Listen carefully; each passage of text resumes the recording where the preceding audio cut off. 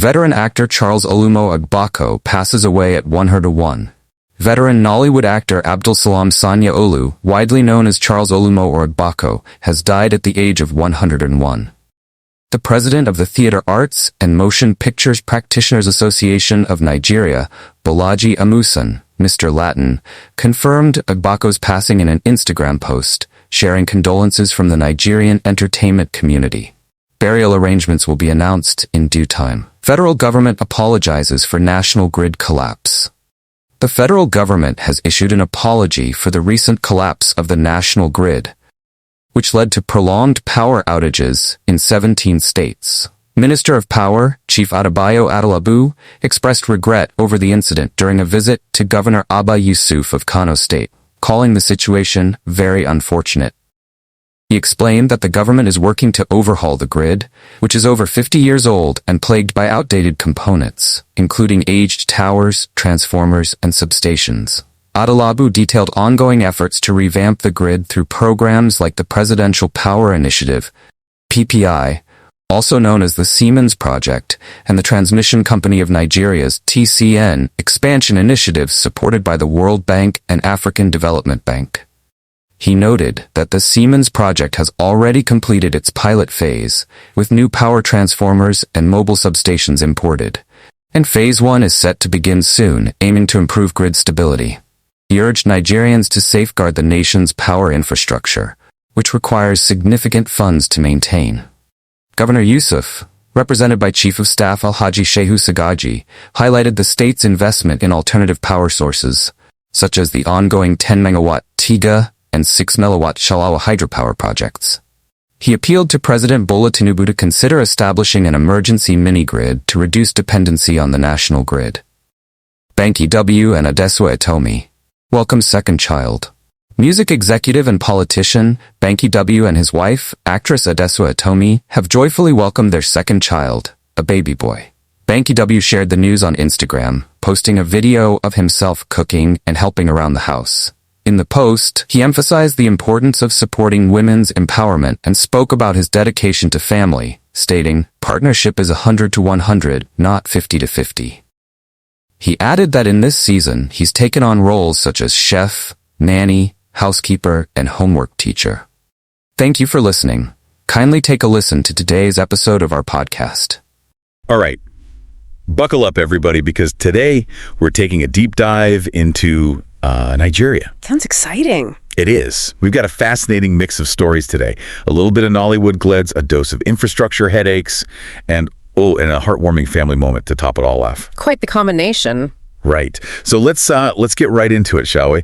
You ready to uncover what makes these seemingly random happenings in Nigeria, well, noteworthy? Absolutely. I'm all ears. Perfect. Okay, so first up, we've got the passing of a true legend, Charles Olumo, better known as Agbako, a veteran Nollywood actor who graced the screen for decades. A long and illustrious career by the sounds of it. Oh, absolutely. And get this, he lived to the incredible age of 101. Wow, 101. That's amazing. You know, it makes you think about the sheer volume of Nigerian cinema he must have witnessed during his lifetime. Doesn't it? It really puts things into perspective. Now, for those who might not be familiar with Nollywood, could you give us a little context? Of course. Nollywood is not just any film industry, it's a powerhouse. It's actually the second largest film industry in the entire world by output, pumping out almost as many movies as Hollywood itself. Second largest. Wow. So all you cinephiles out there, if you haven't already, you might just find yourselves watching more Nollywood films in the future than you'd expect. Exactly. It's a global force to be reckoned with. And with a figure like Agbako, whose career spanned decades, it really highlights the impact of Nigerian storytelling. Absolutely.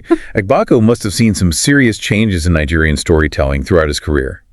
His roles probably reflect so much, from the political scene to shifting social norms over time. Precisely. He's like a living archive of Nigerian culture. Think about it. His work likely entertained generations of Nigerians and even shaped how the world views the country. It's incredible when you think about it like that.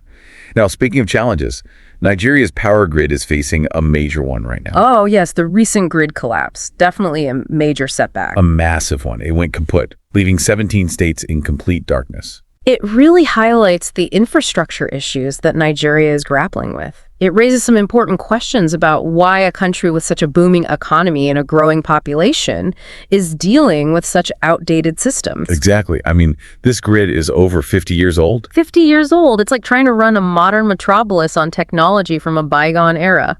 No wonder the government is scrambling for solutions and issuing apologies left and right. 50 years old. I mean, that's like trying to run TikTok on a flip phone. Can you imagine? It definitely puts things into perspective. It really does. But on a serious note, it is encouraging that they are actively trying to fix it. I mean, they've got the Presidential Power Initiative, also known as the Siemens Project, in motion. Oh, yes, the Siemens project. That's a huge undertaking. It aims to revamp the entire power grid, bringing in the expertise of the German company Siemens to, well, modernize everything. And they've got some serious financial backing from the World Bank and the African Development Bank, so they're clearly committed to making this happen. Absolutely. It's a multi-pronged approach to tackling a very complex issue, and it involves some incredible feats of engineering. I mean, they're importing massive transformers, and get this, they're actually bringing in mobile substations. Mobile substations? What are those? Imagine giant power generators, but on wheels. They can be deployed wherever needed to stabilize the grid. Wow. That's quite impressive. It's like a rapid response team for power outages. Exactly. It's a testament to the innovative solutions they're employing to address this challenge. I'm particularly interested in this Siemens project. Could you tell us a little bit more about what it entails? I mean, this is like a complete rewiring of the country. It's not just about rewiring. It's like giving the entire power grid a much-needed software update, but also upgrading some major hardware, too. They're replacing outdated equipment, improving transmission lines, and implementing smart grid technologies to optimize efficiency. It sounds incredibly ambitious. It is. And it's not just a national effort. Even individual states are taking initiative. Look at Kana State, for example. They're pushing for hydropower to diversify their energy sources and reduce reliance on the national grid. So even amidst these nationwide challenges, there's a spirit of resourcefulness and a drive to find solutions at a local level. Exactly. It's a combination of top-down and bottom-up approaches working in tandem to address this critical issue. Well, that's encouraging to hear. And speaking of encouraging, let's shift gears to a story that brings a spark of joy and reflects some positive shifts in Nigerian society. You ready for some good news? Always. Bring on the good vibes.